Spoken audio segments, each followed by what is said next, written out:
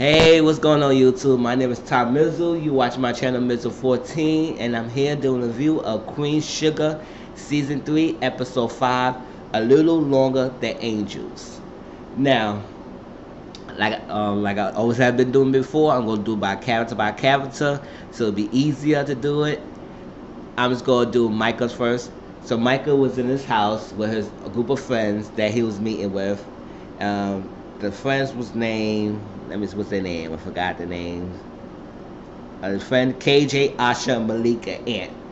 Ant was looking through all these places, looking at different places, through her stuff for food and milk and everything. I said, Ant, you is no good. Why the hell are you searching through his place like that? Try to get milk, fixing himself cereal, like make himself very comfortable at the house. And they would talk about what they can do to further improve their message. Like they pull back activists and leaders, young leaders that want to fight the struggle, fight to overcome depression that they've been going through, overcome the obstacles they be going up, and to fight young leaders, black leaders. And Michael was there, so Charlie came home, and she was looking at what's going on with these kids, and and he said they staying for a little bit. She said, okay, got a little bit to stay, but then you got to leave. Then you have to leave, and you have to leave. And he said okay, and then she get a call from Davis, and Michael tells Charlie, he said, tell him I'm not home, and David said he needs to talk to Charlie, and she said, okay, you gonna talk now? She said, in person, it's in person. So that was the end of that.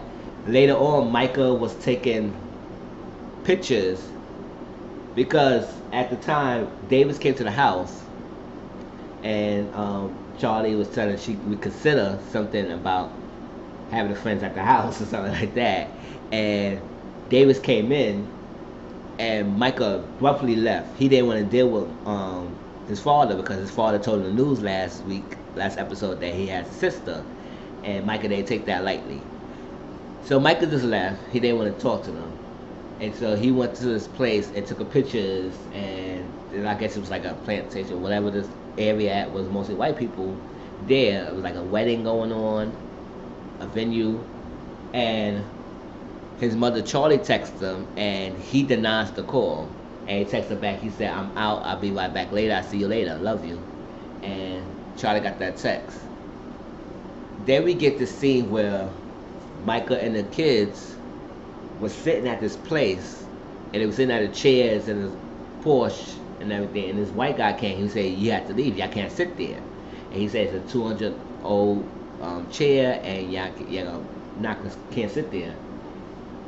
And basically, like, it's like they black and they can't sit where they need to sit, and they trying to tell them to go, and he didn't want them there. And the boys was they was not giving up. They said, "This my ancestors built this. Why we can't sit here? We can say whatever we want." And basically going on and on about the generation, their ancestors, they fight for me to sit here, and I'm not gonna get up because you said I had to get in.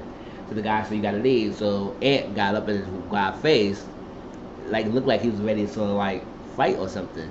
So another boy came and told him, "No, let's leave, we got this." Then they was throwing rocks in the water, and Michael saw Ant sitting down, and Ant was looking at the prison facility over there. And Micah asked Ant what's going on, and Ant said that his brother is stationed there, and he was sad, just looking, and that was that. Then we get Nova.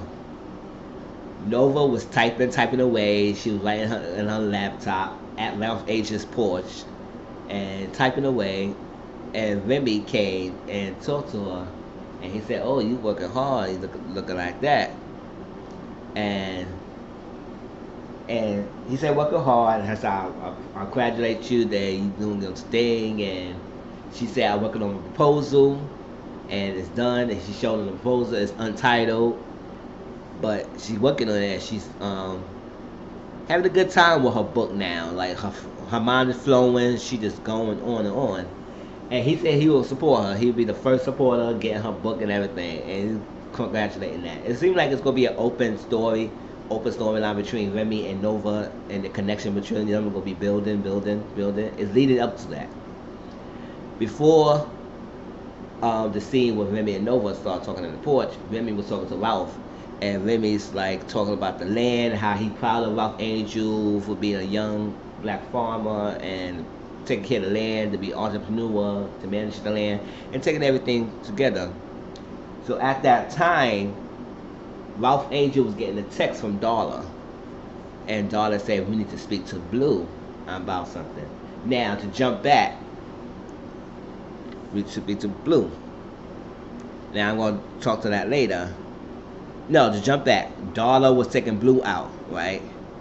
And after they got a trip, remember last week, Ralph Angel crossed out his name and said Darla go to the trip. So Darla and Ralph Blue went to the trip, and they got out of the truck, and they went to the car. So Darla was putting Blue in the car, and Blue asked, when you coming home? And Darla said, I am home, and everything is here. He said, when you come back to the our house, when you get married, we married my father, you be back home together. She didn't answer that. So she said, put your seatbelt on, and that's when she texted Ralph and said, we need to talk. Now, later on with that, continue on the Nova thing, because I sidetracked it with Ralph.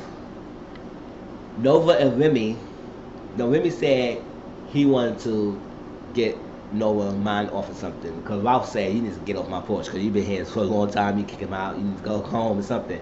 So Remy said, let me get you and do some fishing. Remember, she said she stopped fishing after a while because her father, so she doing, Remy said, let's go fishing.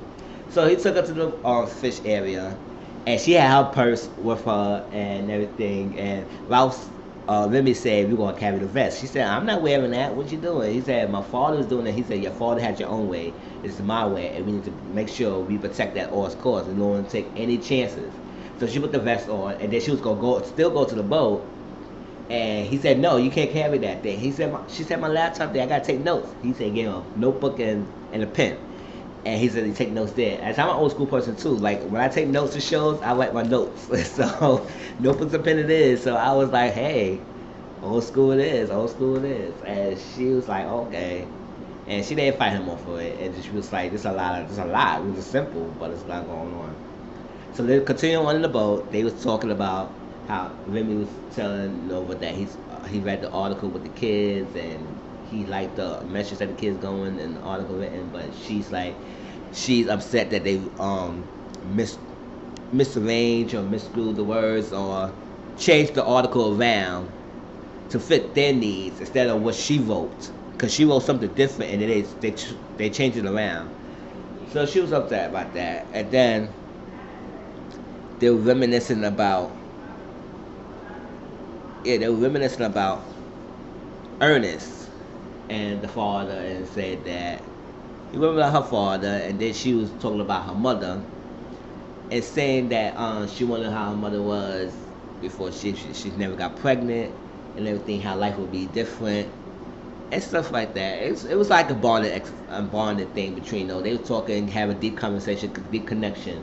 So when they finished, in the midst of that, she caught a fish, and when they caught the fish, they were so happy and everything, and they decided to cook the fish to eat. So when they was done, they got to the dock, and they was drinking beers in the dock. And he asked her a question. He said, every time you pass, you like to be caught up on something. And she explained that, she said every time in her relationship, she always has somebody who wants something from her, wants something little that she can't give. And Remy said, maybe I could give you, maybe you need to find somebody who's there for Nova. Not there to Nova for the activist, not there for Nova for something else, whatever your title is, Nova, there for Nova herself. So she took it back in it, and then they had like a little weak moment. She put her head on his chest and had a weak moment, and they kissed. And after they kissed, they looked at each other for a little bit. So that was that for Nova. It was too much on her scene. Then we get Aunt Vi in Hollywood. So Aunt Vi in Hollywood was in a truck. Remember, Hollywood said he was gonna get her a truck, and she decided to agree to the truck. So when they got the truck, it was smelling bad. So she said he said he got to fix it up, clean it up. It gonna be running good. Through that meantime, Darla dropped off Blue, and Blue ran to Aunt Vi, hugged Aunt Vi, told her about the sharks, and said the sharks look like this and look like you, look better, and they had a little playing around. Darla was to say something to Aunt Vi, but Aunt Vi ignored her and kept working on the house. So you know, Darla feels neglected, so she walked away. Now it was a scene that Blue, Hollywood, and Aunt Vi was eating, and I guess Nova put Aunt Vi to this um, Aunt Vi to this plan, to this diet plan, and I forgot what her thing is. Lupus. I think it was lupus. Yeah, put on a lupus diet plan, and the food was not good because Hollywood said he was eating it, and he said, "Oh, it was good, good," and then she was gonna get something else, like a cornbread with some different food, and he said, "Oh." So Blue was not touching the food. You know, little kids when they see food in the plate and they looking at it, it's not even like touching, it's not like peeling. It look like it's more vegetables and stuff like that. They're not gonna eat it. They was playing around. He said, "Blue, get the food. I'm gonna show you. It tastes good." He tasted the food, and Harley was like, "Oh." And Blue started laughing. He said, "Oh, I'm not eating that food." So it was nasty. It was nasty food, and I know it was nasty because Vi made it, but I don't think it was nasty because Vi made it. I think it's nasty because the ingredients in the food and how it's not the way he used to. It's like he used to eating meats and loving food and fatty food to come around to eat some freaking diet that Nova came about for her sickness, and it's crazy. Um, so Blue and Hollywood went to go out to eat. They got burgers and nuggets. Cause they said, "Oh no, we gotta eat something else. We can't be eating this food like this." So they went there, and Blue asked Hollywood, "Do you and Vi will have a kid?" And Hollywood said, "No, we're not gonna have any kid." And Blue said, "You know what? It's probably okay for y'all not have a kid." Like kind of say like, "Oh yeah, I give you my blessing. Now you don't need to have a kid." And but he said that's okay. When my mother and father get married, I was acting for one. And Hollywood froze, and he was taken back and stared at him. And Blue said, "What's wrong?" And Hollywood dodged the bullet because he knows the truth, what's going on. Everybody knows the truth, but Blue. And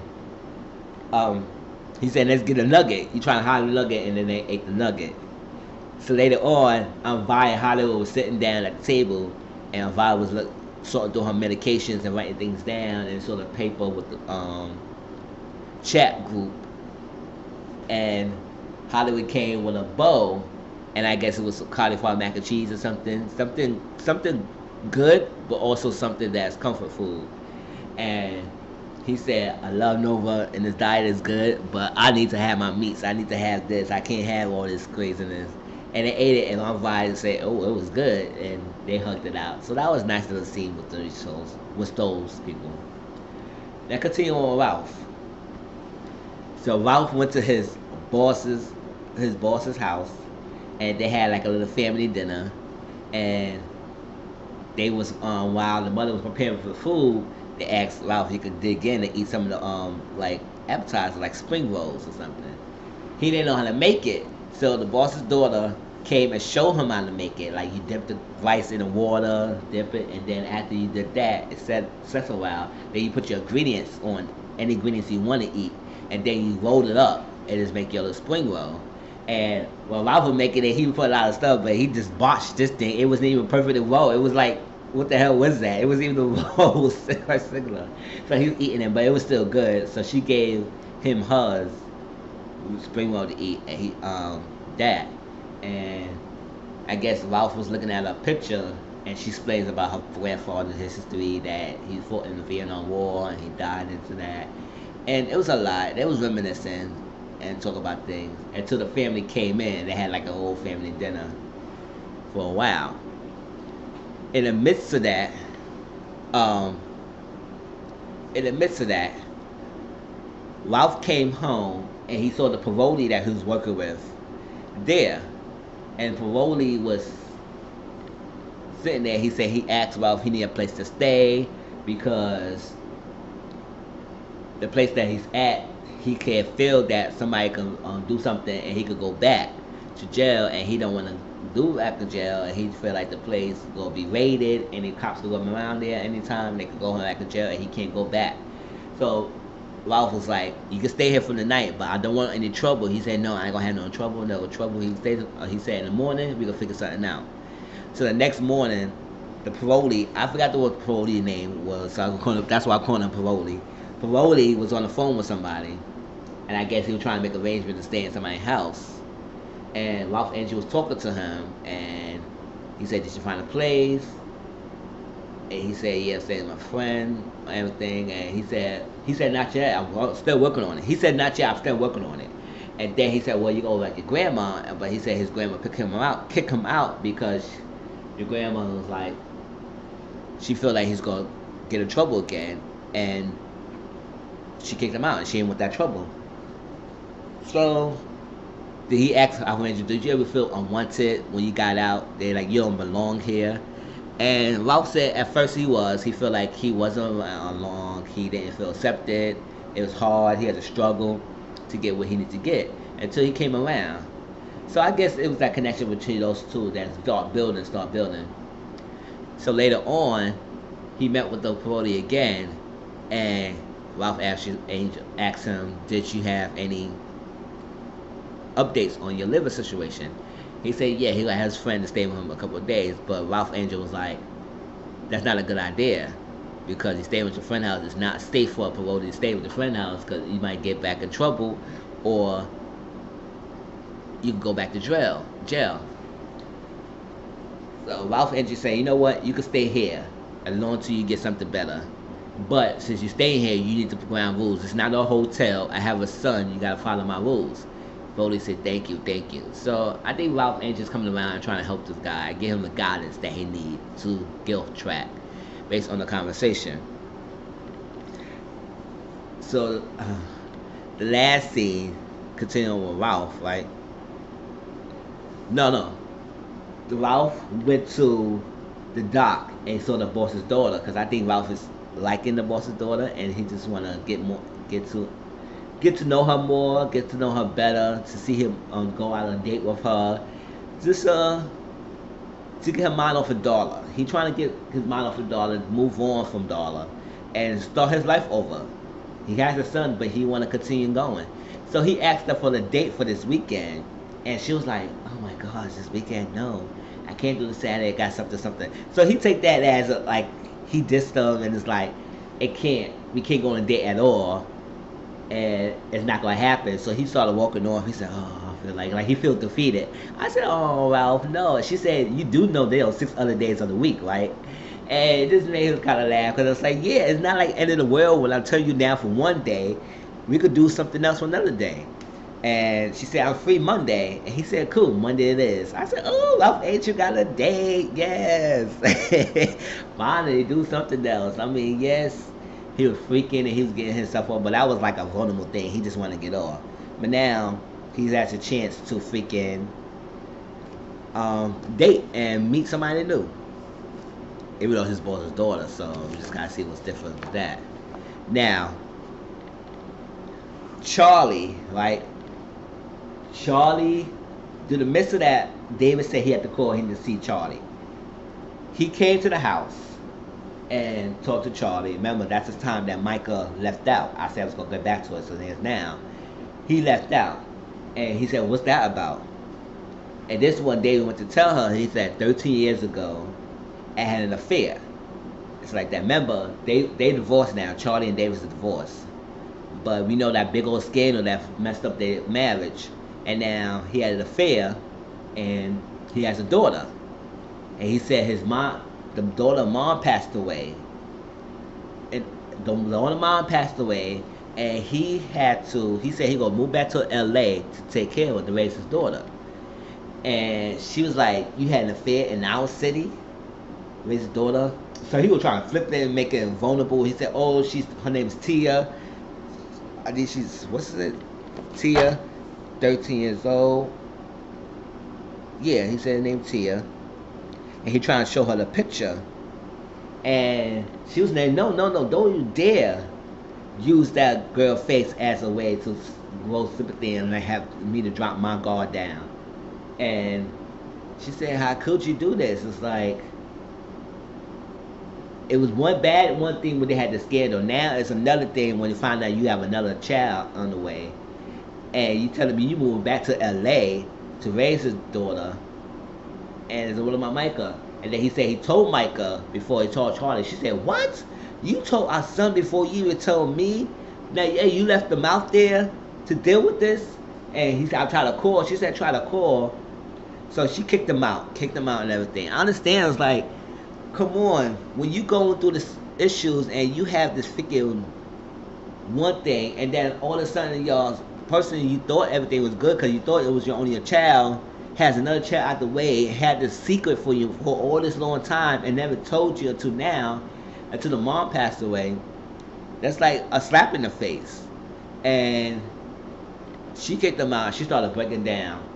That's what she text Micah. He said he's out. He could be right back. And during the midtime, she was calling all her family members on Vi, Ralph, Nova. Nobody was answering the phone. So she was breaking down, crying. She wanted to talk to someone. So Jacob texts her, and he asked her, can we meet for the weekly report? First she was going to deny it and put the phone to the side and not want to deal with him. And then she said, you know what, let's meet with him. And she met up with him. So Jacob and her had little drinks and everything, and talking, taking shots, telling different stories, one up each other with their stories. And it was that, and then a group of people came, and he talked to the guy, said they was working on some land, and Charlie was interested in learning more about his brother and what other stories going on. And that was that. And then later on, they started dancing because there was a country music song on, and they was drinking water. She said, I'm not a dancer type, I don't really dance. He said, come on, dance with me. So they started dancing, and she put her head on his chest, and she started tearing up. And she's still hurting about what happened, and also, I don't know, it's maybe other things that's on Charlie's mind. I guess the most thing that's on her mind is the big news that Davis brought to her. That's on her mind right now. And started dancing. They went outside after the dance, like I said, it was nighttime. And he said he had a good time with her. She said she did too. And they kissed. They kissed a little bit, and then she broke the kiss and said she had to get home to go to Micah.